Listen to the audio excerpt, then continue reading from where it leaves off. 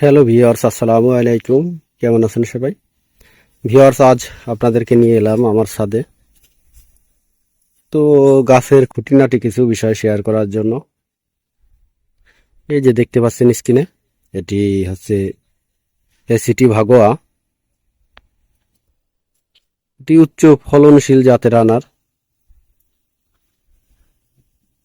এই জাতটি আমি কয়েকদিন আগে সংগ্রহ করেছিলাম অনলাইনে এক ভাইয়ের কাছ থেকে। তার ছাদ বাগানে ব্যাপক পরিমাণে ফলন হয়েছে, এটা দেখে এই মুগ্ধ হয়েছিলাম। তো তখনই ভেবেছিলাম যে এর একটি চারা আনবো। তা ফাইনালি চারাটা এনে আমি এই যে দেখতে পাচ্ছেন 20 লিটার বালতিতে রোপণ করে দিয়েছি। এটা আমি যখন এনেছিলাম 1 ফিটের মতো ছিল। তো মাশাআল্লাহ এখন ভালো গ্রোথ শুরু হয়ে গেছে। এই যে দেখতে পাচ্ছেন এখান থেকে কলম করা। এই টেপটা খুলে আমি ছত্রাকনাশক দিয়ে দিয়েছিলাম। তো এখন আর বোঝার কোনো উপায় নেই যে এখানে কোনো কলম করা ছিল। এত সুন্দরভাবে মিশে গেছে, মানে বোঝার মতো কোনো উপায় নেই। আর ছত্রাকনাশক দিয়ে দিয়েছিলাম, এজন্য জায়গাটা আরো পুরু হয়ে গেছে। এই দেখতে পাচ্ছেন, এই যে ব্লু কালারের যে ছত্রাকনাশকটা, এটার একটা প্রলেপ দিয়ে দিয়েছিলাম। এটি ছিল ম্যানসার ছত্রাকনাশক। এবং তখনও বলেছিলাম যে আমি গাছটিকে ঝোপালো করব, কারণ আমার আগের কিছু গাছ ঝোপালো করা হয়নি। এই জন্যই আমি পুনিং করে দিয়েছিলাম। তো 2টা ডাল পুনিং করেছিলাম, এই যে একটা ডাল আর এই একটা ডাল। তো তখন আসলে এই ডালটি থেকে কোনো শাখা পোশাখা বের হয়েছিল না, এই একটা ডালই বড় হয়ে গিয়েছিল। এটাকে আবার আমি এই যে পুনিং করে দেওয়ার পরে আস্তে আস্তে 1টা থেকে 2টা, 2টা থেকে 4টা, এভাবে অনেকগুলা শাখা পোশাখা, অনেকগুলা ব্রাঞ্চ পেয়ে গেছে। তো ফাইনালি কিন্তু গাছটা ঝোপানো শুরু করেছে।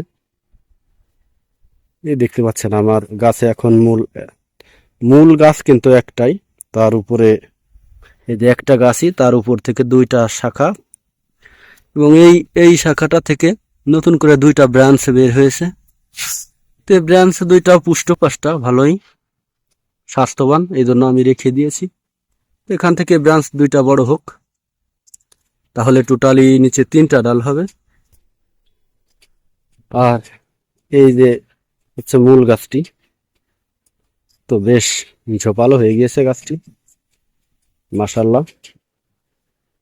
তো প্রায় 1 থেকে 1.5 মাস হলো আমি এনেছি, এবং এই 20 লিটার বালতিতে রোপণ করে দিয়েছি। খুব তাড়াতাড়ি হয়তো গাছটি বড় হয়ে যাবে।